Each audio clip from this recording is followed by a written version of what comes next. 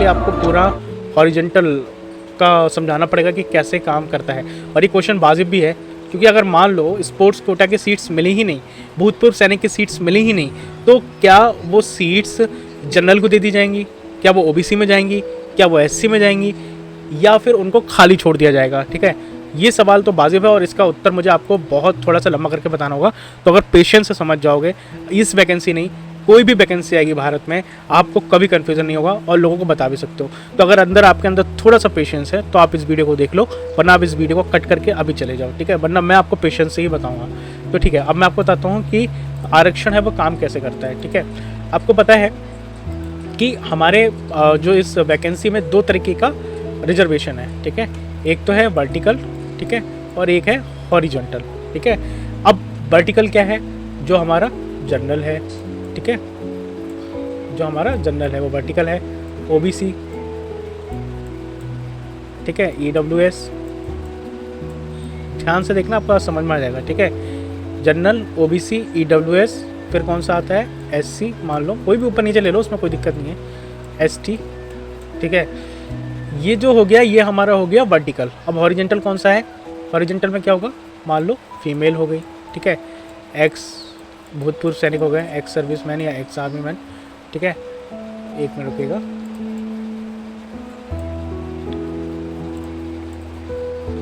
मान लो फीमेल हो गए, ठीक है, यहाँ पर एक्स सर्विसमैन हो गए और हमारे पीएच कैटेगरी वाले भाई बहन हो गए। ठीक है, ये हो गया हॉरिजेंटल। अब मैं आपको आसान भाषा में समझाऊंगा, मेरी बात समझना। ठीक है, हम एक उदाहरण लेते हैं। ठीक है, मान लो 100 वैकेंसी हैं यहाँ पे। ये मत देखना पेंट पे कर रहा हूँ तो थोड़ा सा आपको गलत दिख रहा हो, ये उल्टा सीधा, तो थोड़ा मैनेज कर लेना। मेरे पास पैड नहीं है जिससे मैं लिख सकूँ। ठीक है, तो ये हो गया, एक मिनट रुकेगा। ओके, 100 वैकेंसी है हमारे पास। कितनी वैकेंसी है? 100 वैकेंसी है। अब आप देखोगे कैसे काम होता है। ठीक है, अभी आप AGTA की वैकेंसी मान लो 100 है। ठीक है, अब 3446 मत मानो, आप 100 मान के चलो। अब फॉर एग्जांपल जनरल में कितनी सीट्स हैं? 50% मान लेते हैं ना, 50 सीट ये जनरल की हुई। ठीक है, और OBC में कितनी सीट मान लूँ मैं? पैसे तो 27 होनी चाहिए थी, चलो 20 मान लेता हूँ मैं। ठीक है, OBC की 20 सीटें हुई। ठीक है, EWS में कितनी सीटें मान लूँ? 10 सीटें। ठीक है, ये भाई अपने हिसाब से देख लेना, मैं आपको एक एग्जांपल के लिए बता रहा हूँ, ये कोई 100% सही नहीं है। ठीक है, और SC की मैंने कितने मान ली 15। चलो मैंने SC की 15 वैकेंसी मान लेता हूँ। ठीक है, ठीक है, और ST की मान लेता हूँ मैं 7 वैकेंसी मान ली। ठीक है, ये करना है तो कितनी हुई? 50, 20, 70, 80, 5 मान लेते हैं। ठीक है, यहाँ पर तो 100 हो जाएंगी। तो ये टोटल कितनी हो गई? 100 वैकेंसी हो गई। ठीक है, अब हुआ क्या कि जो ये जो मतलब फीमेल वाला है, ठीक है, और एक्स सर्विस मैन वाला है, ये कैसे रिजर्वेशन काम करेगा? ठीक है, अब यहाँ पर आप समझो, ये बार बार गलत हो जाता है यार। तो मैं आपको आसान भाषा में आज रिजर्वेशन समझाता हूँ कि हॉरिजेंटल रिजर्वेशन कैसे काम करता है, और आप समझ जाओगे कि अगर वो सीटें भरती नहीं हैं तो क्या होगा। ठीक है, चलो ये हो गया आपका। अब मेरी बात समझो। ठीक है, अब यहाँ पर 1 मिनट और देना, बस 1 मिनट और देना, ताकि हौच पौच ना हो जाए। 1 मिनट का समय दो दोस्त, थोड़ा सा समय ले रहा हूँ बट आपको आज समझा के जाऊँगा मैं। ठीक है, वैसे पेंट पर है तो थोड़ा सा दिक्कत यही होती है कि पेंट अगर पैड हो तो मैं आपको लिख सकता हूँ, तो जो कि थोड़ा सा आसान रहता है, लेकिन क्योंकि पैड नहीं है तो हमें पेंट पे ही काम चलाना पड़ेगा। अरे भाई, चैनल को सब्सक्राइब क्यों नहीं करते हो यार आप लोग? क्या आपको अच्छा नहीं लगता है क्या किसी दूसरे का भाई भला हो जाए? नहीं लगता तो बताओ मुझे, है ना? नहीं लगता तो बताओ। ठीक है, ST हो गया, और ST की हमारी मान लो 5 वैकेंसी हैं। ठीक है, अब देखो ये कैसे काम करेगा। जनरल की 20% मान लो फीमेल की सीट्स जाएंगी। ठीक है, तो हम 50 का 20% निकाल लेते हैं।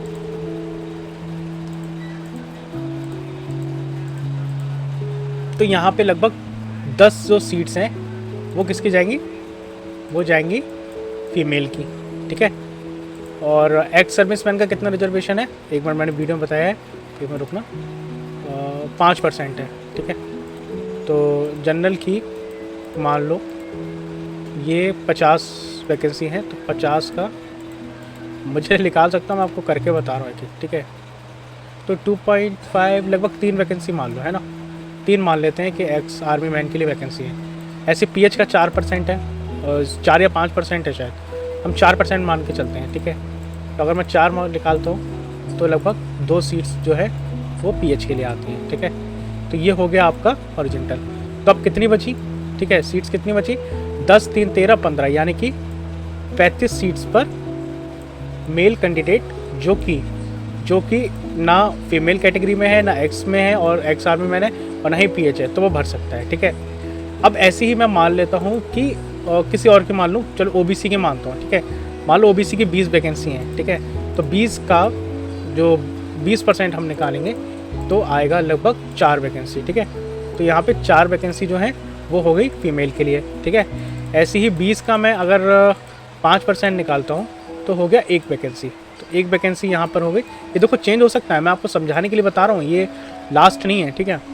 अब मान लो पीएच की मैं मानता हूँ कि ओबीसी में 20 में अगर मैं 4% निकालूँ तो 4% लगभग 0.8 आ रहा है। तो यहाँ पे भी 1 वैकेंसी हम मान लेते हैं कि पीएच की भी 1 है। तो यहाँ पे अगर मैं 6 हटाऊँ तो 14 वैकेंसी जो है वो बच रही हैं, जो कि नॉर्मल मेल है, ना वो फीमेल में आ रहा है, एक्स में सर्विसमैन में नहीं आ रहा है, ना ही पीएच में आ रहा है। अब ऐसी ईडब्ल्यूएस की भी निकल जाएगी दोस्तों, और ऐसी एससी एसटी की भी निकल जाएंगी, ठीक है। वो अपनी कैटेगरी में आप अपने आप खुद निकाल के देखना।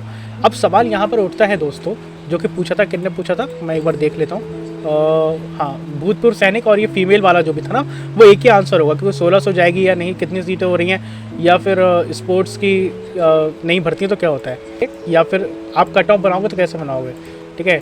तो जो टॉप के 100 लोग होंगे, ठीक है, जो 100 लोग होंगे उनके डेटा को पहले उठाएगा, कितने में से, 500 में से, ठीक है।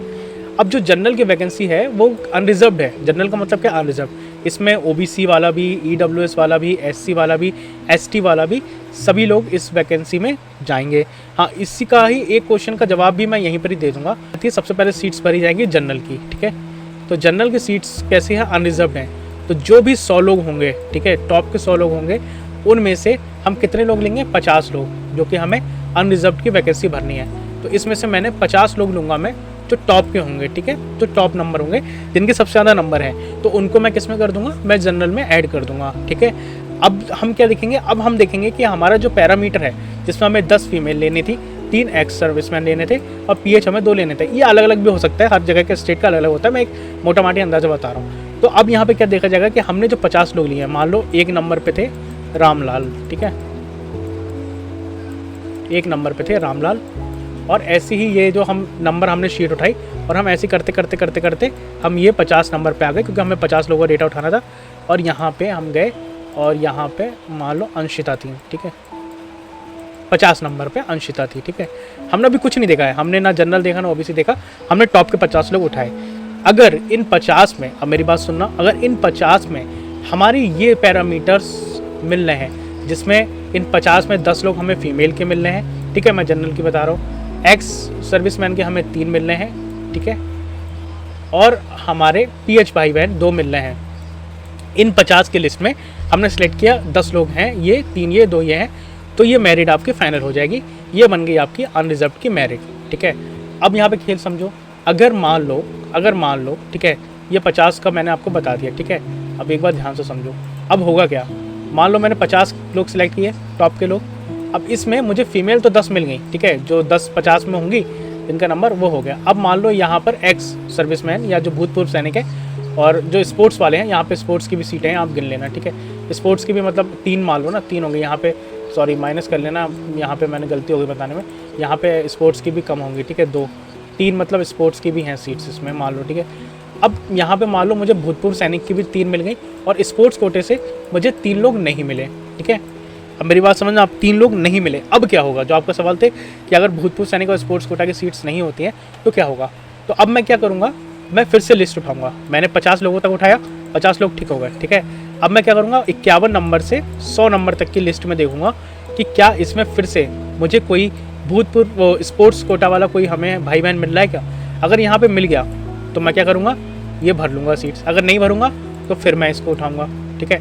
मैं इस समय ना ओबीसी देख रहा हूँ, ना ईडब्ल्यूएस देख रहा हूँ, ना जनरल देख रहा हूँ। सिंपल ये देख रहा हूँ कि कितने लोगों को मैं इसमें ले सकता हूँ, ठीक है। क्योंकि अनरिजर्व का मतलब है, अनरिजर्व की मेरिट देखते हुए भाई कभी भी आपकी ना ईडब्ल्यूएस ना ओबीसी ना एससी एसटी देखा जाता है। जो लोग कह रहे थे ना कि ओबीसी की कट ऑफ क्यों ज़्यादा जाएगी जबकि उसमें इतने कम सीट्स बच रही हैं, फिर भी क्यों कम रहेगी, मैं उसका रीज़न आपको यहीं मिल जाएगा, ठीक है।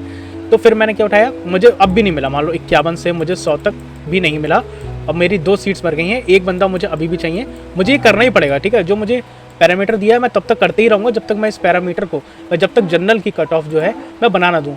जनरल की कट ऑफ तब तक नहीं बनेगी जब तक ये मैं 3 चीज़ें मैं ना कर पाऊँ, ठीक है।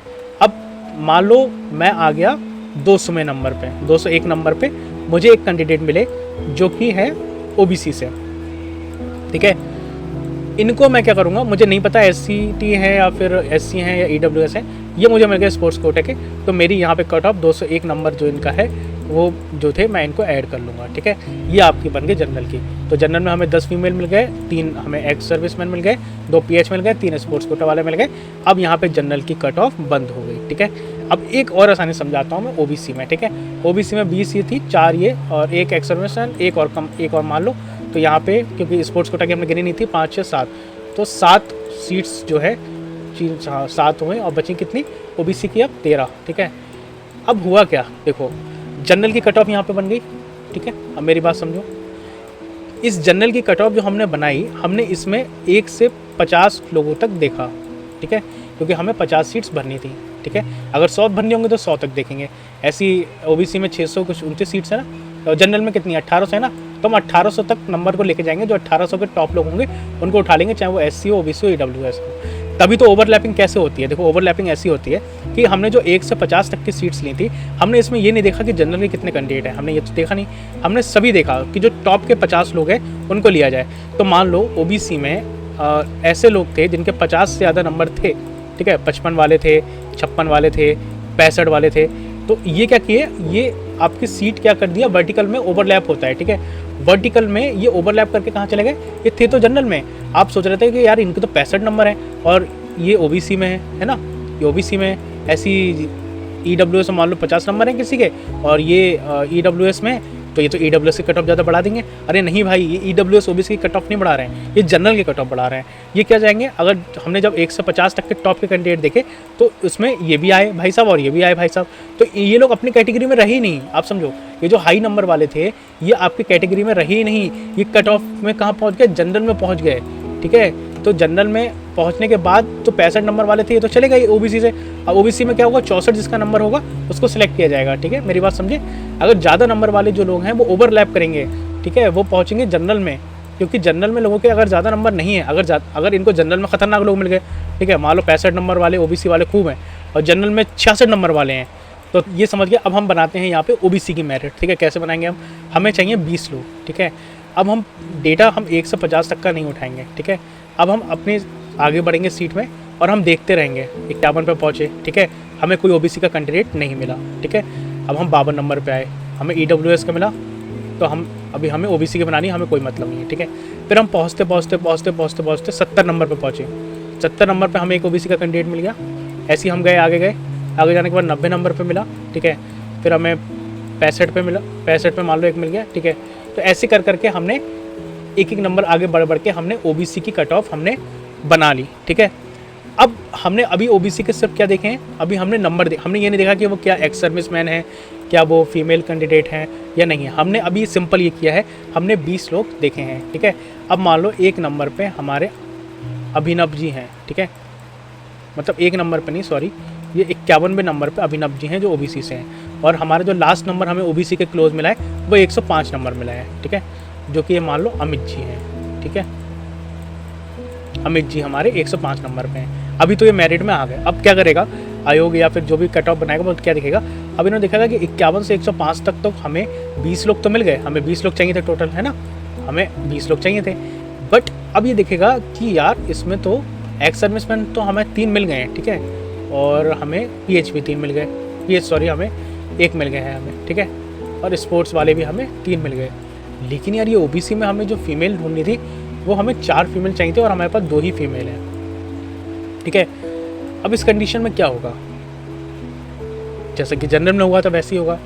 अब क्या होगा, अमित जी जो थे ना, अमित जी को भी यहाँ पे रखा जाएगा, बट क्या होगा, ये काल्पनिक नाम लिए हैं, सत्यता से कोई ऐसा नहीं है, कोई सच्चाई नहीं है, काल्पनिक है, ठीक है। फिर अमित जी आगे बोले कि यार मुझे क्यों बाहर कर रहा हो, मैं तुम्हें समझाने के लिए बता रहा हूँ, ठीक है। तो अब होगा क्या कि हमें इसमें 2 फीमेल हैं, लेकिन हमें 1 फीमेल और ऐड करना है, क्योंकि हमें इसमें बल्कि 2 हमें फीमेल और ऐड करनी है और हमें 4 फीमेल्स इसमें लेना है, तभी हम ओबीसी की क्लोज करेंगे।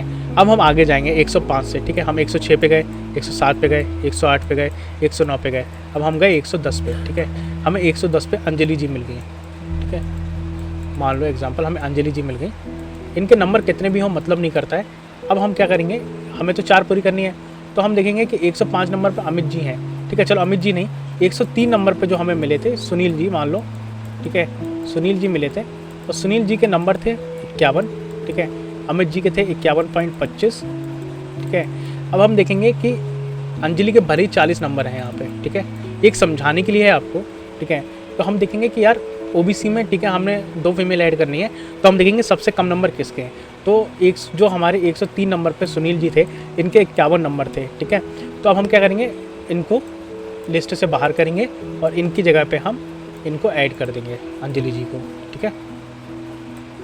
तो ये इस तरीके से आप मेरिट बनेगी। अब फॉर एग्जांपल मान लो क्वेश्चन ये था कि अगर स्पोर्ट्स कोटा की वैकेंसी भरी नहीं जाती है तो क्या होता है, ठीक है। मान लो यहाँ पर एक ऑप्शन हम लेते हैं, ठीक है, ओबीसी में ही हम लेते हैं, थोड़ा हौच पौच हो गया भाई, समझाने के लिए माफ़ी चाहूँगा, काम चला लेना। अब यहाँ पे मान लो ओबीसी की हमें 20 सीटें भरनी थी, ठीक है। अब हमारे पास ओबीसी में मान लो हमें 1 सीट चाहिए ना, कोई भी ऐसा बंदा नहीं है, क्योंकि हॉरिजेंटल है, ठीक है, हॉरिजेंटल है ये। हॉरिजेंटल में क्या होगा कि ओवरलैप तो नहीं करेगा कोई, ठीक है। मतलब ऐसा तो है नहीं कि आप ओबीसी में एससी की दे दो, मतलब आप सोचो कि ओबीसी की जो सीट्स है जो कि स्पोर्ट्स वाली है, ठीक है, और मान लो ओबीसी में ऐसा कोई बंदा था ही नहीं। देखो जब भी स्पोर्ट्स कोटे से किसी ने फॉर्म भरा होगा तो उसने क्या किया होगा, पहले अपनी मेन कैटेगरी चुनी होगी जिसमें उसने ओबीसी सेलेक्ट किया होगा, फिर उसने अपना स्पोर्ट्स वाले पे यस किया होगा। जैसे ईडब्ल्यूएस में जनरल किया था, जनरल के बाद आपने ईडब्ल्यूएस सेलेक्ट किया, वैसे ही इन्होंने ओबीसी सेलेक्ट किया होगा और स्पोर्ट्स सेलेक्ट किया होगा। ऐसे जनरल में होंगे तो जनरल किया होगा फिर स्पोर्ट्स सेलेक्ट किया होगा, ठीक है। अब इनके लिए क्या है, 20% का रिजर्वेशन है, तो हम 1 सीट इनको देनी है। बट मान लो आयोग को या जो परसेंटेज जो बन रही है मेरिट, उसमें कोई भी ऐसा बंदा मिला ही नहीं जिसकी स्पोर्ट्स कोटा में हो, तो अब होगा क्या, ओबीसी की 1 सीट तो खाली जाएगी, है ना, के अनुसार तो ओबीसी की 1 सीट खाली जाएगी। तो क्या करना चाहिए हमें उस सीट पे, क्या इनमें से किसी को उठाना चाहिए। मान लो हमने सुनील जी को बाहर किया था अभी, तो क्या हम सुनील जी को वापस ला सकते हैं क्या इसमें? नहीं दोस्तों, हॉरिजेंटल का एक सिंपल रूल है दोस्तों, हॉरिजेंटल की सीट पे कोई भी नहीं आ सकता। एक बार फिर से सुनो, हॉरिजेंटल की सीट उसी को ही मिलेगी जिसको वो अलॉट हुई है। अगर एक्स आर्मी मैन को हुई है तो वो 1 सीट एक्स आर्मी मैन को ही मिलेगी, पीएच को हुई है तो पीएच को हुई है, स्पोर्ट्स को हुआ है स्पोर्ट्स को, फीमेल है तो फीमेल। ऐसा नहीं है कि हम मान लो वहाँ पे फीमेल कोई नहीं है तो हम किसी मेल को सीट देते हैं, नहीं देंगे। तो क्या होगा, मान लो अब मुझे ओबीसी में कितनी सीटें लेनी थी, मान लो फीमेल की 4 सीटें थी तो मुझे 3 सीटें ही भरी, 1 सीट मान लो फीमेल की खाली हो गई, मुझे कोई कैंडिडेट मिला ही नहीं, ठीक है, जिसने पेपर नहीं दिया, मान लो उसने फॉर्म भरा था पेपर देने नहीं आया। अब इसमें क्या होगा, जो 1 सीट है इसमें किसी मेल को नहीं दिया जाएगा, ये सीट जाएगी जनरल में, ठीक है। जनरल में जाने के बाद क्या होगा कि मान लो एक एग्जांपल मानो, इसको मिटाओ सारा, ठीक है, एक मैं एग्जांपल लेता हूँ। मान लो हमारी एससी बहन कोई है, ठीक है, एक फीमेल हमारी एससी बहन है और हमारी ओबीसी में एक बहन है, ठीक है। ओबीसी में हमें फीमेल सीट नहीं मिली, सीट नहीं भरी, ठीक है, कोई है नहीं कैंडिडेट। लेकिन एससी में 1 सीट थी, ठीक है, जो कि फीमेल वाली थी, मगर यहाँ पे 2 लोग और थे, ठीक है।